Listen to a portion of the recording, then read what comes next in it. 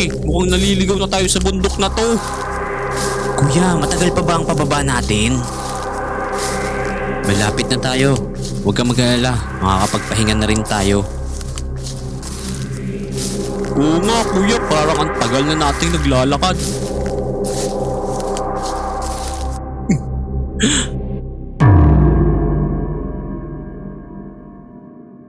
Ano yan?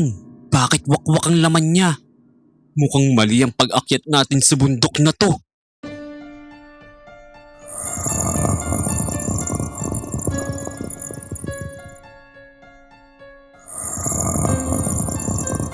Takbo!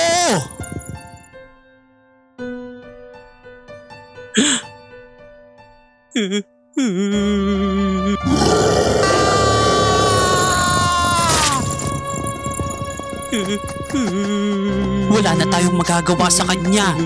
Tumakbo lang tayo ng tumakbo. Ah! Ah!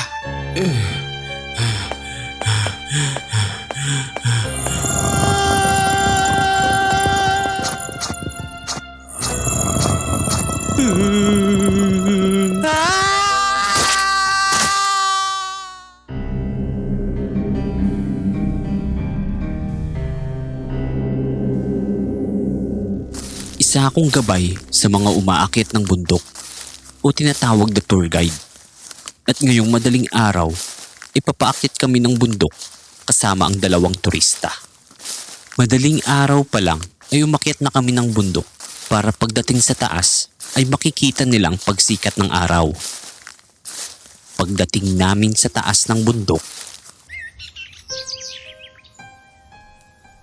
wala rin palang masyadong nagpupunta sa bundok na to.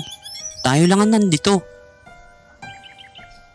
Opo, dahil hindi pa po masyado kilalang bundok na to.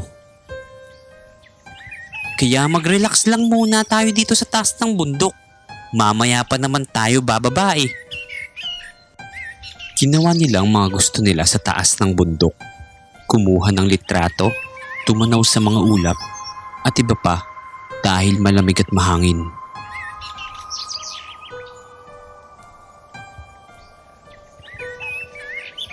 Kailangan na rin po nating bumaba at baka po gabihin tayo.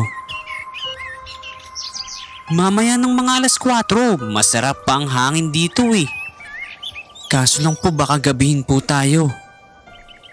Huwag ka magulo, sabi ng alas 4 eh. Dadagdagan na lang namin ang bayad sa'yo. Sige po, kayo po ang bahala. Oo, kami ang magdedesisyon, kaya manahimik ka na lang dyan.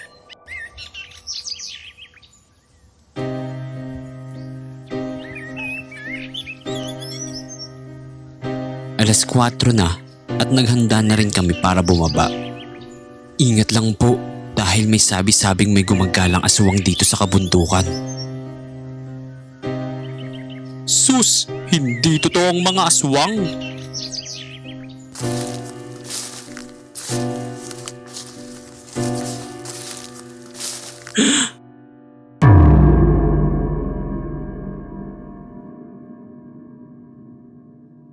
Ano yan? Bakit may putol na kamay dyan?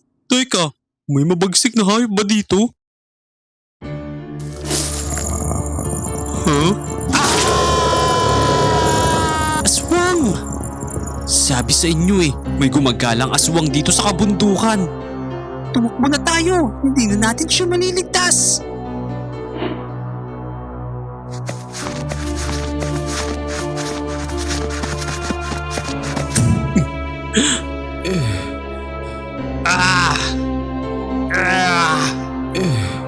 Bakit mo ginawa yun? Maabutan tayo ng aswang sa ginawa mo. Ikaw lang. Tulungan mo ko. Pasensya na. Ang totoo ay kayo ng iyong kaibigan ng alay. Dahil kada 3 buwan ay kailangan mag-alay ng baryo namin sa aswang upang hindi kami ang biktamahin. Ako rin ang dahilan ng pagkamatay ng nagmamay-ari ng kamay na natagpuan natin. Inutusan ko rin na magtanim ng patibong ang kasamahan ko para masugatan ang kasamahan niya at maging pagkain sa aswang. Pasensya na talaga.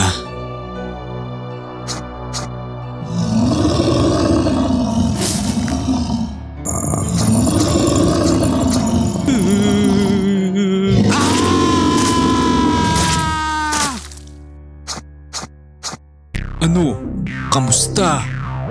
Tagumpay ba ang pag-aalay natin? Opo, Kapitan.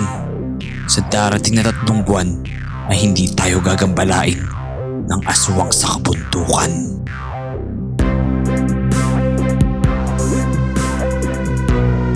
Please subscribe.